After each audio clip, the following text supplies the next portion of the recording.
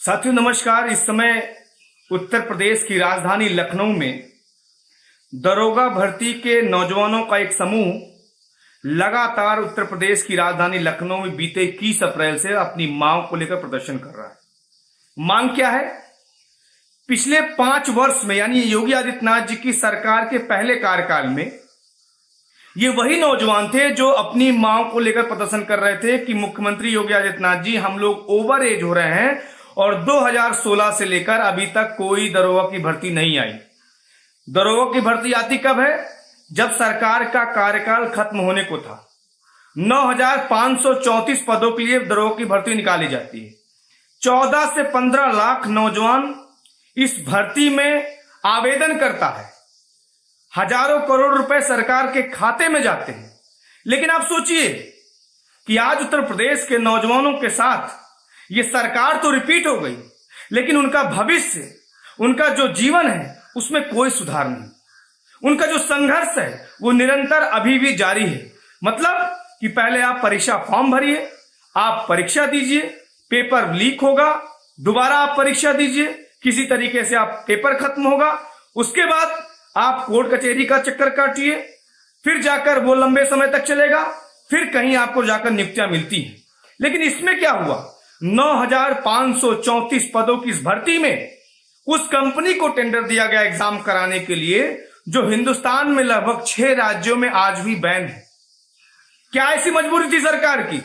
ये वही कंपनी है कि जो 2016 में जब पेपर एसआई भर्ती का पेपर करवाती है तो उसमें पेपर लीक करा देती है। उस कंपनी का नाम है NSEIT। आप सोचिए इस भर्ती में क्या हुआ। आखिरकार उत्तर प्रदेश में इतनी संख्या में, इतनी तपती दोपहरी में, चिलचिलाती धूप में, जब मंत्री और सरकार के आला अधिकारी एसी कमरे से बाहर नहीं निकल रहे हैं, उत्तर प्रदेश में दरोगा भर्ती के अभ्यर्थी इस तपती धूप में इको गार्डन में बैठा हुआ है, अपनी मांग को लेकर प्रदर्शन कर रहा है।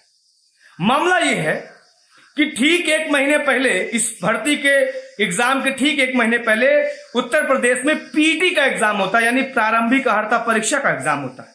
और उस परीक्षा में जिन अभ्यर्थियों को 7 नंबर 8 नंबर मिलते हैं, ठीक 1 महीने बाद जब एग्जाम होता है उन्हीं अभ्यर्थियों को 160 में से 157 नंबर मिल रहा है, 158 नंबर मिल रहा है। और ये जानकारी कैसे मिली?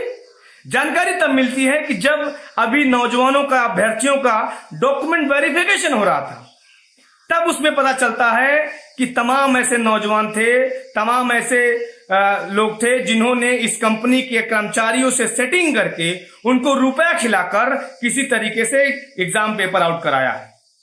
और ये कोई हमारी रिपोर्ट नहीं है, पुलिस भर्ती बोर्ड की आधिकारिक रिपोर्ट है कि लगभग 60 से ज्यादा नौजवान इसमें पकड़े जा चुके हैं। लेकिन शर्म की बात यह है कि एक तरफ नौजवान, अब तमाम अभ्यर्थी जो अपने हक के लिए सरकार से आवाज लगा रहे हैं, सरकार को गुहार लगा रहे हैं, सरकार के कानों पर रुई और कान में रुई घुसी हुई है, आंख पे पट्टी बंधी हुई है। दूसरी तरफ जब पुलिस भर्ती बोर्ड भी इस बात को जान रहा है कि 57 से 58 बच्चे पकड़े जा चुके हैं, लगभग 60 के करीब, बावजूद उसके इस पे अभी तक कोई एक्शन नहीं हो रहा है। नौजवान मांग कर रहा है कि सर इसमें एक एसआईटी की जांच करा लीजिए, हमारी मांग को सुन लीजिए, लेकिन कानों पे जूं तक नहीं रेंग रही है। दूसरी बड़ी चीज, आज सोचिए उत्तर प्रदेश में क्या हो रहा है। उत्तर प्रदेश के थानों में पीड़ित महिलाओं के साथ रेप हो रहा है। इसका मतलब आप कहीं ना कहीं बढ़ावा देना चाहते हो। जो दरोगा 15 लाख 16 लाख रुपए में खरीद कर पेपर दरोगा बनेगा, किसी थाने में विवेचना अधिकारी बनेगा, वो क्या न्याय करेगा उत्तर प्रदेश के नौजवानों के साथ, उत्तर प्रदेश की जनता के साथ? वो क्या न्याय करेगा पीड़ितों के साथ? जो 15 लाख रुपए घूस देकर नौकरी पाएगा, वो क्या न्याय करेगा?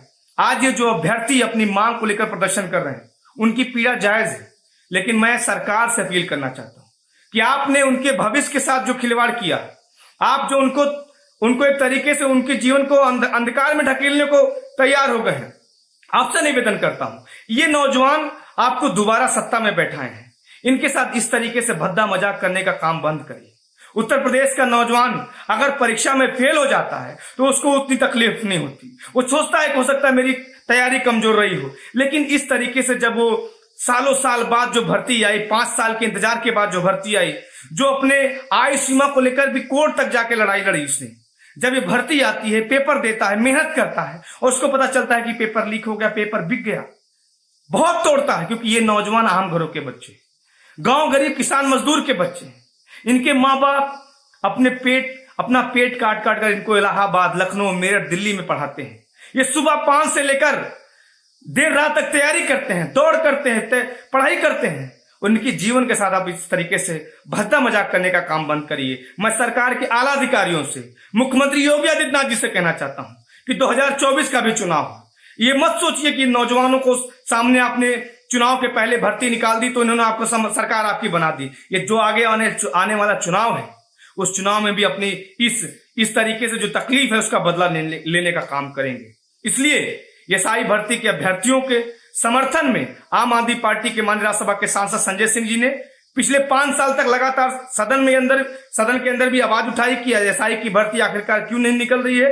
और आज भी माननीय सांसद जी ने इस मुद्दे को लेकर ट्वीट भी किया है कि सरकार जो नकली मुद्दे हमारे बीच में डालने का प्रयास कर रही है, सरकार के मुख्यमंत्री जी के आवास से महज 2 किलोमीटर दूर ये जो अभ्यर्थी हजारों की संख्या में प्रदर्शन कर रहे हैं 46 डिग्री टेम्परेचर में, उनकी भी खैर करें। बहुत बहुत धन्यवाद।